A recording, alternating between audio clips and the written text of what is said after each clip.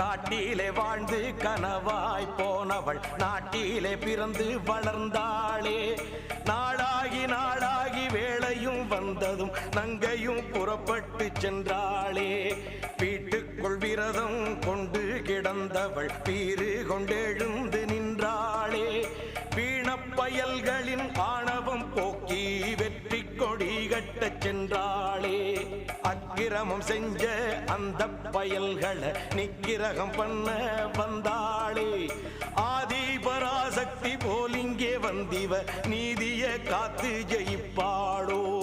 கருமாறி திரிசூலி வெக்காளி மாகாளி அத்தனை தெய்வமும் இவள்தானோ.